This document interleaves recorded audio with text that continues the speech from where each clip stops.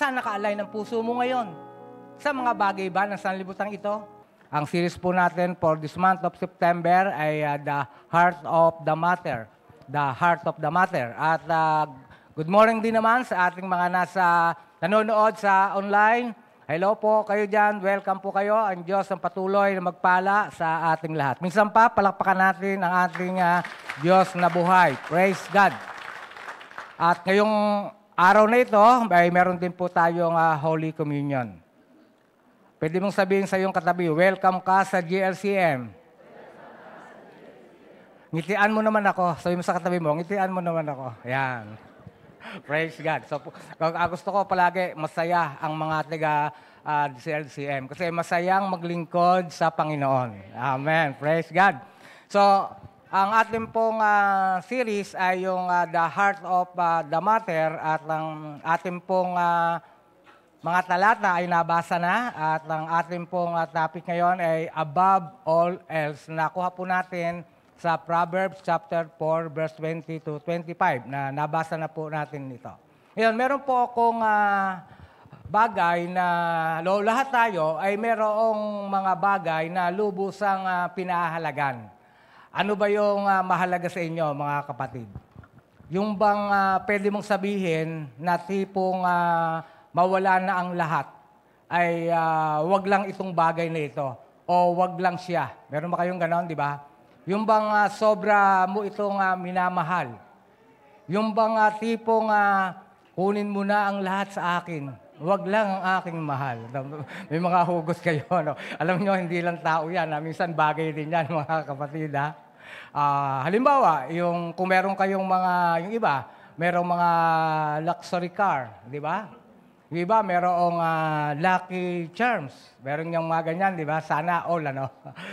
So, lahat tayo ay may mga bagay na pinapahalagahan natin at kasabay noon na pinapahalagahan natin ay binabantayan din natin ito. Halimbawa, gaya ng cellphone. Yung cellphone mo, di ba? Yung iba dyan, naglalagay pa ng screen protector at may password. Tama ba?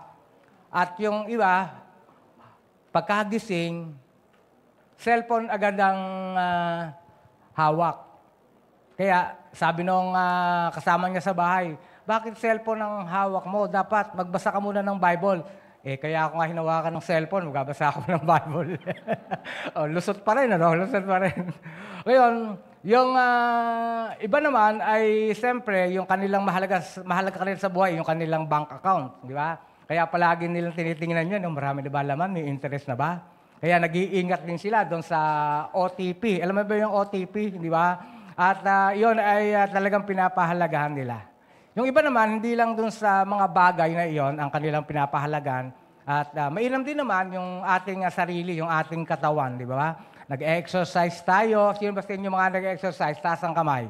Yan, lalo na yung mga senior citizen na katulad ko, kailangan natin yan. Tapos yung umiinom ng vitamins, araw-araw. Hindi po ba? At higit sa lahat, yung mental health natin ay pinapahalagahan din natin ito. Amen po ba, mga kapatid? Pero, kahit gaano natin pinapahalagahan ang mga bagay na aking na-mention o nasabi na itinuturing nating mahalaga, ay may mas mahalaga pa. Kaya ang ating nabasa, above all else, na dapat nating pagtutuunan, walang iba kundi ang ating puso. Ang iyong puso. Kasi ang sabi ng Bible, Proverbs chapter 4, verse 23, above all else, guard your heart, for everything you do flows from it. Ang background po nito sa talatang ating pong binasa ay sa Ecclesiastes o mga ngaral. Ito pong si King Solomon ay kinilala bilang pinakamatalino sa buong mundo noong kapanahonan niya. Siya yung hari na humiling hindi ang kayamanan ng kanyang hiniling o kapangyarihan, kundi karunungan mula sa Diyos. At dahil doon, naging tanyag siya at yumaman at naging makapangyarihan. Katunayan, maraming maharlika na mula sa iba't ibang bansa sa kanyang kapanahunan na pumupunta lang sa kanya para makinig sa kanya. Ganito kasikat itong si Haring Solomon. Pero sa kabila ng lahat ng talino at tagumpay, naranasan din ni Solomon na maligaw ng landas. Nagkaroon siya ng maraming asawa, nadala siya sa maling impluwensya, at sa huli, nakita niya kung gaano kahalaga na ang puso ang dapat bantayan niya higit sa lahat. At dito niya hinugot ang ating passage na binasa ngayon. Dito ay sinasabi niya na nakikita ko na lahat na pwedeng nakikita ko na lahat na pwedeng makita. Natikman ko na lahat ng pwedeng matikman. Pero sa dulo, ang puso pa rin ang pinaka dapat na bantayan mo sapagkat dito nakasalalay ang buhay mo. Ngayon, ang tanong, bakit dapat natin siyang pakinggan? Bilang wisest man who ever lived, may credibility po si Haring Solomon. By his experience of great success and severe failure, real talk ang mga sinasabi niya. Ginamit siya ng Diyos upang isulat ng mga salita at prinsipyong ito. At dahil dito, hindi na ito ngayon salita lang ni Solomon, kundi ito ay salita ng Diyos. Amen. Ngayon, dito po, yung the heart o yung puso sa Proverbs at sa Hebrew minds, ang puso ay hindi lang tumutungkol sa emotion. Ang puso sa pagkaunawa nila ay ang kabuuan ng isipan, damdamin at kalooban ng tao. Ito ang pinaka-control center ng buhay. Sabi nga po ninyo, control center ng buhay. At sabi mo sa iyong katabi, yung puso mong iyan. Kaya ingatan mo. Kaya ganito rin ang isinilarawan sa atin ng Diyos ang kanyang salita. Kasi ngayon, maraming gulo at kalituhan sa buhay na na-encounter tayo. At maraming mga tao nakakaranas din yan na ang pinagagalingan ay ang hindi lubos na pagkaunawa ng kahalagahan ng puso ito sa harap ng Diyos. Kaya kapag hindi mo nabantayan ang pusong iyan, maraming kapahamakan ang pwede nating maranasan. Si King Solomon mismo ay naging biktima nito, na-overwhelm siya sa talino, karangyaan at kapangyarihan. Dahil dito, hindi niya nabantayang mabuti ang kanyang puso. Kaya mga kapatid, pakinggan nating mabuti ang mensaheng ito. Dito sa ating passage, ay mayroong 4 na prinsipyo kung paano natin mababantayan ng tama ang ating puso. Sabi mo sa iyong katabi, nakaready ka na ba? Unang punto mga kapatid, know your heart's worth. Yan ang unang prinsipyo kung paano natin mababantayan ng tama ang ating puso. Know your heart's worth. Ang sabi nga, guarding starts with valuing. Guarding starts with valuing. 2 phrases agad ng kapansin-pansin sa passage na ito. Ang una, above all else. At ang isa, wellspring of life. Para maranasan natin ang kabuuan ng ating pananampalataya at matikman ang mga pagpapala ng Diyos, kailangan muna natin kilalanin ang tunay na yaman ng ating puso. Ang above all else ay nag-e-emphasize ng priority. Ang wellspring of life naman ay nag-e-emphasize ng glorious promise. Malinaw sa sinulat ni King Solomon na ang pagbabantay sa puso ay mas mahalaga pa kaysa sa anumang bagay. Gaano kahalaga ang role ng puso sa ating pagkatao? Tingnan natin mga kapatid, ang ilang pahayag ng Bible tungkol dito na nagbibigay ng indikasyon ng worth or value ng ating puso. Sundan ninyo sa screen na aking babasahin patungkol dito. Sabi, love the Lord your God with all your heart, soul, mind, and strength. For where your treasure is, there your heart will be also. I pray that the eyes of your heart may be enlightened. Trust in the Lord with all your heart. I have hidden your word in my heart. The Lord does not look at the things people look at. People look at the outward appearance, but the Lord looks at the heart. When we begin to appreciate the worth of our heart, ito ang magbibigay daan para maranasan natin ang tunay na buhay. At ayon sa Scripture, mga kapatid, ang puso ay pwedeng maging grieved. Pwede itong maging troubled. Pwede itong maging broken. Pwede itong maging pierced. Pwede itong maging divided. At pwede rin itong maging joyful. Pero siyempre, ang gusto natin, maging joyful ang heart natin. Amen po ba, mga kapatid? Because the heart is the very core of your life. The very core of life. Ito ang naglalarawan kung sino ka at ano ang buo mong pagkatao. Pwede ba palakpakan natin si Lord ng malakas? Kaya, know your heart's worth. Kung mahalaga sa Diyos ang puso mo, dapat mahalaga rin ito sa iyo. The way you treat your heart shows how much you know your worth. Guarding starts with valuing. Pangalawang punto, mga kapatid, prioritize protecting your heart. Prioritize protecting your heart. What you value, you protect. Hindi po ba kung ano yung pinapahalagaan mo, protektahan mo yan. Amen po ba? Sa isang matinong kaisipan. Hindi mo mababantayan ng tama ang hindi mo pinahahalagaan. The second thing to do, matapos mong malaman kung gaano kahalaga ang puso, ay ang gawing priority ang pagbabantay dito. Sabihin nga ninyo, priority. Napakalinaw po nito sa Bible at ang mga binasa nating scriptures kanina, ilan lamang sa mga pahayag ng Bible tungkol sa puso. Pero meron tayong trivia, pakinggan nyo ito. Sa iba't ibang bansa, iba-iba pa rin ang kanilang health diet para maalagaan ang puso.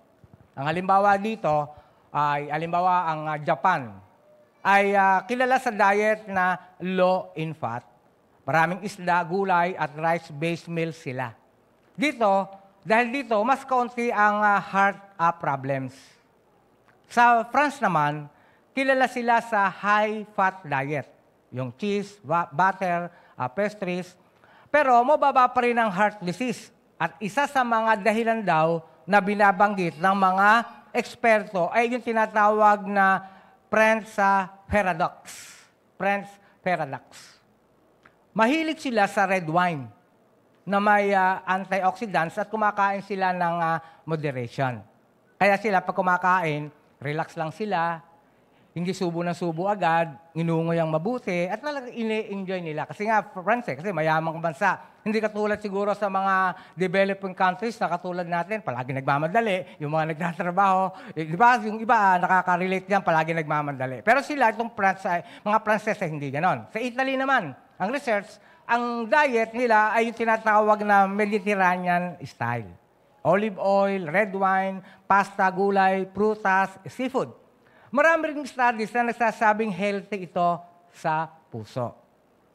Sa Pilipinas, hindi na ako nag-research kasi maraming may sakit sa puso.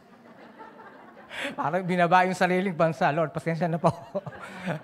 Sa usapin ng puso, dapat alam mo kung ano ang diet na kailangan mo upang mapanatiling malusog ang tama ang puso natin, physically. Pero, mga kapatid, sa spiritual concern natin, sa spiritual diet, ayan, tinuturuan naman tayo ng tinatawag na Christian disciplines. Ito ang pangunahing priority na itinuturo sa atin. Kasi nga, yung ating, kung merong mga diet sa ating physical, meron ding diet sa spiritual. Kaya nga, spiritual diet, ang turo sa atin dito, ay magkaroon ng Christian disciplines. At ano yung mga Christian disciplines na yan? Alam natin yan. Una, yung worship. Christian discipline yan. Private and corporate worship. Dapat meron kanyan. Yung word, dapat nagbabasa ka ng Bible, meron kang daily quiet time, meron kang kasama ka sa discipleship journey. Pangatlo, meron ka rin tinatawag na weeping, yung prayer. Palagi kang nananalangin. Sabi nga ng Bible ay praying without ceasing. Yung kahit ka nasaan, saan ka naroon, ano man ang ginagawa mo, malaya kang makapanalangin. At iyon ay isang malaking advantage o benefit natin bilang isang Kristiyano. Binabaha ka, lumilindol, may problema ka sa trabaho, pwede ka makapanalangin. Hindi naman sinasabing huwag kang magtrabaho, 24 hours kang mapanalangin. Kaya lang nakatune in yung puso at isipan mo sa Diyos sa pamagitan ng panalangin. Kaya, ano pa, yung works. Ikaw sapat bilang Kristiyano ka, nag-evangelize ka, nag-share ka ng gospel, at yung salita ng Diyos na binabasa mo araw-araw, ito ay pinamumuhay mo. Kaya, ano yung ating pang-spiritual diet at Christian disciplines? Worship, word, weeping, and works. Ngayon, itong lahat ng ito na aking binanggit ay tama po yan. Hindi ka pwedeng tawaging tagasunod ni Jesus kung wala ang mga ito. Ang mabisang paraang iyan upang mapanatiling tama ang ating pananaw at pamumuhay. At ang mga ito, ang tamang aplikasyon o pagbibigay buhay sa guarding your heart bilang ating top priority. Kapag naging priority mo ang tamang pag-protect sa puso, itatama din ito ang pananaw mo sa buhay. Halimbawa, para lalo nyo maintindihan, yung notion na kaisipan na God wants you to be happy. Hindi po ba? God wants us to be happy. Alam natin yan, di ba ba? Ito po ay tama. But it does not support na gumawa ka ng mali for the sake of happiness. Halimbawa, gusto ni Lord na marami tayong pera. Sino sa inyo ang gusto maraming pera? Taas ang kamay. Yan. Lahat tayo gusto natin yung maraming pera. Pero kapag ang perang ito ay ginamit mo sa pagbisyo, ginamit mo sa pagsusugal, ginamit mo sa mga immoral na bagay, ng babae ka, naglasing ka, at sa iba pang mga maling paraan, hindi ka liligaya. Nagamit mo ito sa mali. Hindi ka magiging masaya. Kaya kapag nababantayan ng tama ang puso, hindi selfish ang motivation sa pag-pursue ng happiness. Kung alimbawa, isa pa, kung hindi ka masaya sa asawa mo, hindi ibig sabihin na iiwan mo na siya at hahanap ka na ng ibang asawa. Kundi, ang gagawin mo ang nararapat para maging masaya kayo. At iyon ay ayon sa prinsipyo ng salita ng Diyos patungkol sa pag-aasawa. Siyempre, pag ginawa mo yon, magiging masaya kayo. Amen po ba, mga kapatid? Kaya ang pagbabantay ng puso ay higit pa sa pag-iwas sa masama. Ito ay tungkol saan?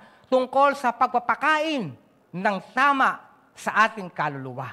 Kung pinapakain natin ng ating sarili ng mga pagkain pang pisikal, ganun din ang ating kaluluwa, ganun din ang ating puso. Kapag malakas ang puso, mas matibay ka laban sa tukso. At gaya ng sinasabi ng Proverbs, hindi lang ito po mga kapatid tungkol sa pag-iwas, kundi pati sa mga pursue ng ng wisdom, ng grace, ng discipline, at ng iyong buhay para ka maging pagpapala at para ka maging channel of blessing sa iba. Pangatlo, mga kapatid, remove what corrupts your heart. Remove what corrupts your heart. Ang sabi, a clean heart makes room for God's best. A clean heart makes room for God's best. Ngayon, alam na natin ang worth ng ating puso. Kailangan natin maging priority at siyempre, protektahan nga ito. Ngunit ang isa pang hindi natin dapat ipagwalang bahala ay ang paglilinis ng basura dito. Sabi nga ninyo, paglilinis. Yung mga toxic influences sa buhay natin. Kasi maraming toxics, hindi po ba? Kaya nga sabi, after the command, guard your heart. Sunod-sunod ang instruction ang idinitalye ng sumulat. Kaya kung inyong titingnan mabuti, yung mga talatang ito, pakita ko sa inyo, Proverbs chapter 4, verse 24 to 26. Mangyaring sabayan ninyo ako sa pagbasa, pero dahan-dahan lang. Huwag kayong magmadali at para talaga mapagbulay-bulayan natin mabuti at makita natin ang katotohanan ng salita ng Diyos. Ready, go! Ilayo mo sa iyong bibig ang salitang mahahalay. Ilayo ang mga labi sa kasinungalingan. palagi sa hinaharap ang pukol ng iyong tanaw. Ituon ang iyong pansin sa iyong patutunguhan. Siyasatin mong mabuti ang landas na lalakaran, sa gayon ang lakad mo ay laging matiwasay. Di ba? Ang ganda ng Word of God. Ganito naman ang sinasabi sa Aklat ng Hebrews, chapter 12, verses 1-2, sabi, dahil napapaligiran tayo ng napakaraming saksi, tanggalin natin ang anumang balakid at ang kasalanang kumakapit sa atin. Ituon natin ang ating paningin. Kanino? Kay Jesus. Sa Kanya nakasalalay ang ating pananampalataya mula simula hanggang sa katapusan. May mga bagay talagang kailangang alisin sa buhay para maging smooth ang ating pagtakbo kabilang yung ating race of faith, yung ating takbuhin sa ating pananampalataya. Ngunit mga kapatid, nais kong ipaunawa ang highlight nito. Ang tamang pagtingin at ang dapat na focus natin, hindi lang mga kapatid ang pagtanggal ng mga kasalanan o ang pag-iwas sa kasalanan ang minimithi natin, kundi ang pag-focus natin, ang pag-focus ng paningin kay Jesus at sa takbuhing nasa harapan natin. Ibang usapan kasi, mga kapatid, kapag ang focus ay palagi doon sa bawal-bawal. Di ba? Bawal ito. Alam mo, may kakasala ka. Hindi dapat legalistic ang view. Ano ang dapat? Dapat po relational. Hindi lang yung bawal. Dapat relational tayo. Kaya ang sabi, alang-alang sa Kanya na nahabag. Si Jesus sabi, alang-alang sa Kanya, kay Jesus, na nahabag at nagmahal sa iyo, nagmahal sa akin, nagmahal sa ating lahat, at nagbigay ng buhay niya para sa iyo. Kaya, ito ang tamang Christian motivation that will keep us from the toxic elements in our walk of faith. Focus ka lang palagi kay Jesus. Tingin ka lang palagi kay Jesus. Nagka-problema ka, kay Jesus ka tumingin. May mga pinagdadaanan ka, kay Jesus ka tumingin. May mga pinagdadaanan na masakit sa buhay mo, meron kang malaking sulang, tingin ka lamang kay Jesus. Nag-struggle ka, tingin ka lamang kay Jesus. Yun ang itinuturo ng Bible. May mga obvious toxic influences, mga kapatid. Ano yan? Gaya ng mga moral corruption, perverse behavior, at yung mga evil acts. Pero meron ding hindi agad obvious. Alam nyo ba yon? Yung mga kasalanan. Merong obvious na obvious sa kasalanan. At merong mga kasalanan hindi hayag, hindi nakikita. Alam nyo ba yon? Are you following? Nandiyan pa ba kayo, mga kapatid? Kalapitin mo nga yung katabi mo kung nandiyan pa yan. Nandiyan pa, hindi pa naman naka-rapture. Halimbawa, ano itong mga hindi agad obvious? Kakulangan ng pananampalataya. Unforgiving spirit. Hindi man nakikita yun di ba? Pinatawad na kita. Pero pag nakita mo, kinikilabutan ka, hindi ka mapakaya. Pero sabi niya, pinatawad ko na yan, di ba? Kasi hindi man ako accepted yan Nangyayari hindi niya sa akin, di ba? Ano pa? Yung materialism. Yung pride. Ano bang pride yan? At maling paniniwala. Kaya, kapag hindi nalinis ang puso mula sa mga maliliit at hindi masyadong obvious na mga toxins, ano mangyayari? Magbi-build up po yan unti-unti in time. Hanggang sa magkaroon na ng barayan sa iyong puso. Magkakaroon na yan ng bara sa iyong puso. Maniwala po kayo. Meron ako isang illustration. Tamang-tama ito. Yung mga ghost project, mga ghost flood project. Wala akong pakialam dyan. Naka-online tayo. Online tayo. Napakahalaga ng flood control system. Mahalaga po yan, mga kapatid. Makinig kayo. May kognayan ito sa ating topic. May tatlong basic na paraan upang maiwasan ang pinsala ng baha sa ating komunidad. Una, yung layouting ng drainage para masigurong may dadaluyan ng tubig, lalo na kapag malaki na ang volume ng ulan. Ikalawa, ay yung proper maintenance. Yung periodical na paglilinis ng daloy ng tubig upang pagdating ng biglaang ulan, hindi tataas ang tubig sa mga kalsada at sa mga bahay. At ang ikatlo ay ang paglilinis ng mga tao, ng mga kapitbahay, ng lahat ng mamamayan, doon sa mga basura at ito ay ilagay sa tamang tapunan. Hindi po ba? Alam natin lahat yan, di ba?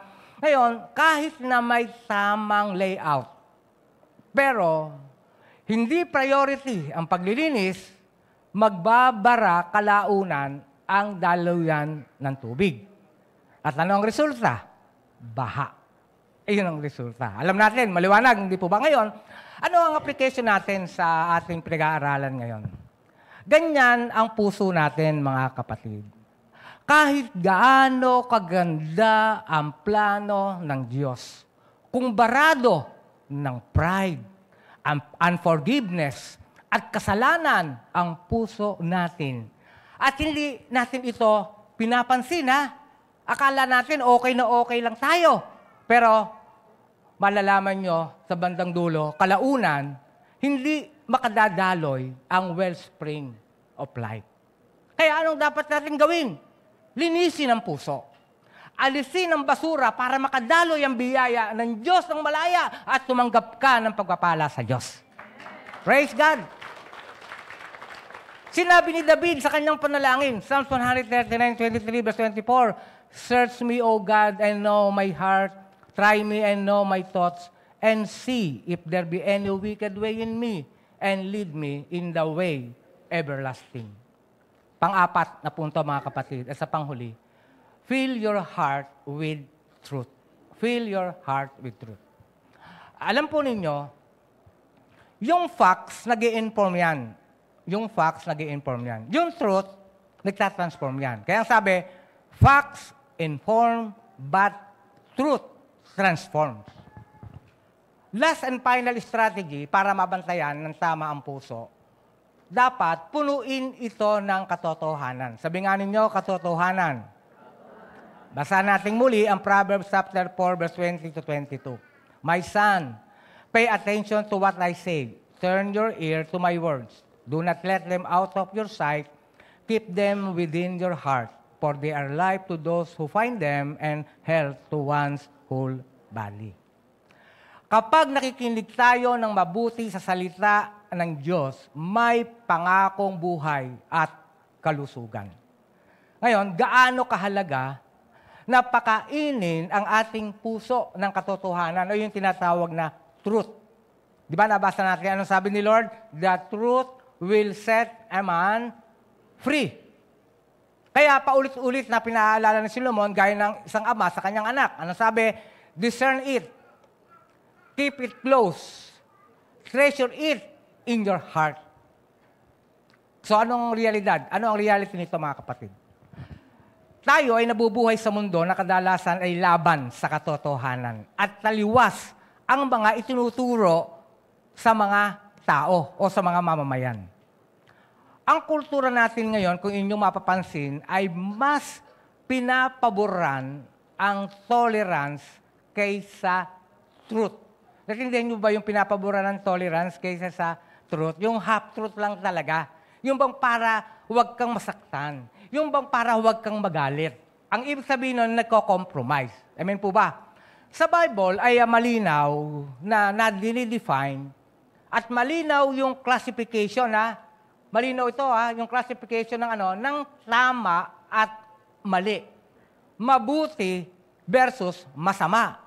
Yung righteous at yung evil. Nakaintindihan tayo, mga kapatid. Ang pusong maibigin sa katotohanan, ito ay matatag at dinadala ito sa larangan ng katagumpayan. Ang pusong hindi katotohanan ang nagahari, unstable ito, unstable ang mga pagpili, distraction ang resulta nito. Ngayon, parang pinapakita dito yung bang truth versus facts. Yung bang truth versus facts. Parang ito ang pinapakita rito. Illustration, mga kapatid. Ang tanong sa inyo, alam nyo ba na masustansya ang gulay at prutas? Sagot. Yes. Tama, no? Ang tawag dyan ay fact. Fact yan. Fact yan. Question number 2. Sino sa inyo, ang diet ninyo ay gulay at prutas? Kaunti lang yung nag-iisa, isa lang hata, Bagamat, pakinggan ninyo, bagamat fact na masustansya ang gulay at prutas, ang mga makapagpapatunay lang ng katotohanan ito ay ang mga kumakain ng gulay at prutas. Ulitin ko Though fact na masustansya ang gulay at prutas, ang mga makapagpapatunay ng truth nito ay ang mga kumakain ng gulay at prutas. What is the point, mga kapatid? May mga nagsasabing Christian sila at sinasabi na alam nila ang mga tinuturo ng Bible. Pero hindi naman nila makita o hindi mo naman makita sa buhay nila ang mga bagay na sinasabi nila na alam daw nila. Dahil taliwas ang pamumuhay kumpara sa mga ginagawa nila o sa mga pinopropes nila. Nakaintindihan tayo, mga kapatid. May malaking pagkakaiba ang facts at truth. Ano yun?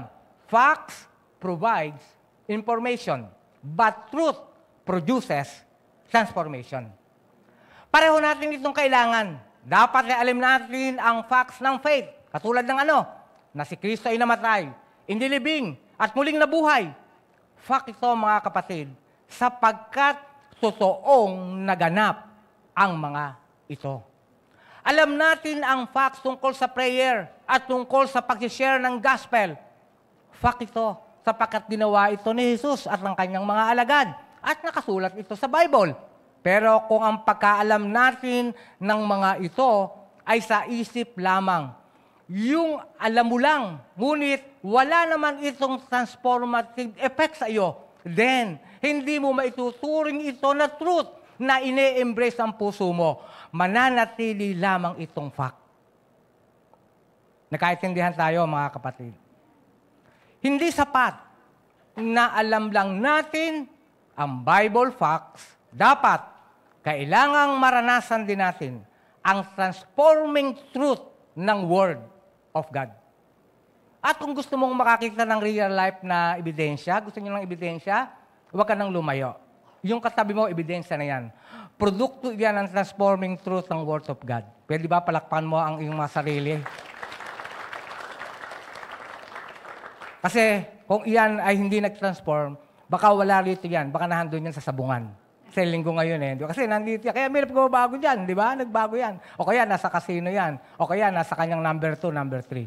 Kaya sabihin mo sa iyong katabi, blessed ka kapatid, nandito ka. See you on Sunday. Sabi mo, see you on Sunday again. Tandaan po natin, mga kapatid, ang salita ng Diyos ay hindi lang facts, ito ay katotohanan. Buhay na katotohanan. Hebrews chapter 4, verse 12. Basahin natin ng malakas. Samahan po ninyo ako. Ready, go. Ang salita ng Diyos ay buhay at mabisa, mas matalas kaysa alinmang tabak na sa magkabilay may talim. Ito'y tumatagos maging sa kabuturan ng kaluluwa at espiritu ng mga kasukasuan at buto at nakakaalam ng mga iniisip at binabalak ng puso.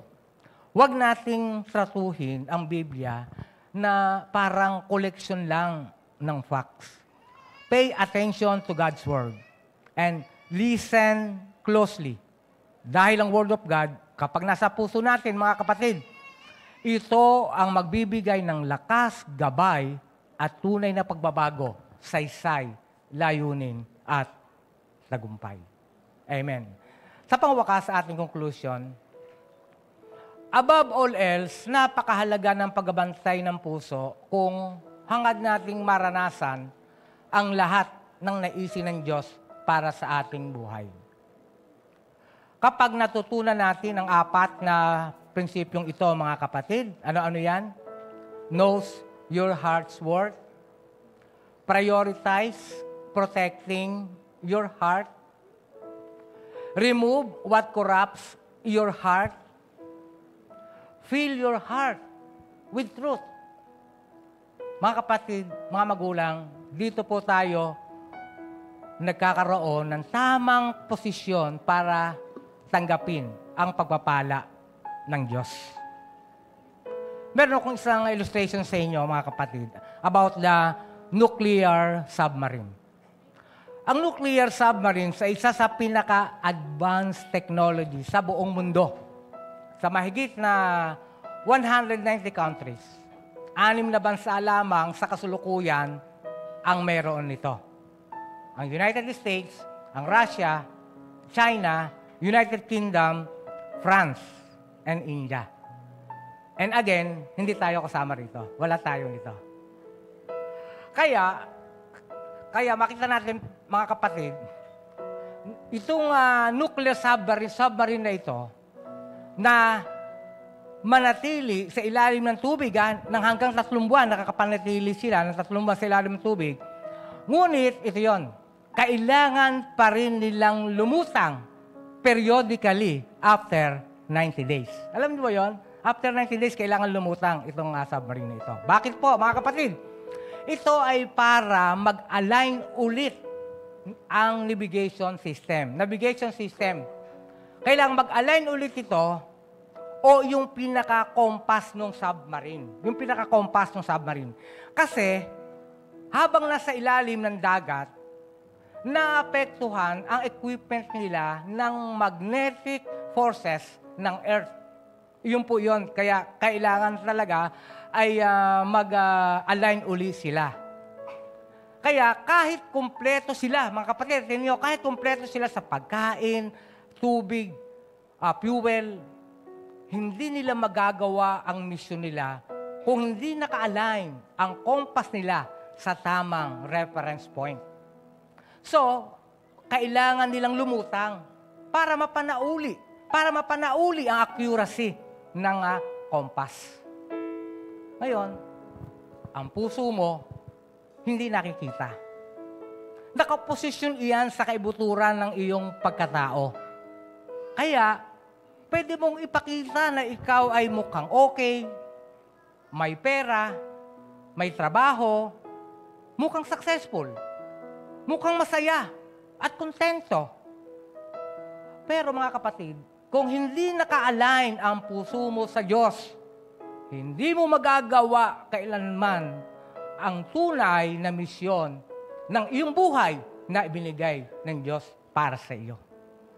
Ang puso mo ang navigational equipment ng iyong buhay. Kaya, sabi ng Bible, above all else, guard your heart, for everything you do flows from it. Hindi lang ang tibok nito ang kailangan mong bantayan, mga kapatid. Hindi lang ang tibok ng puso mo, kundi higit sa lahat ang direksyon nito.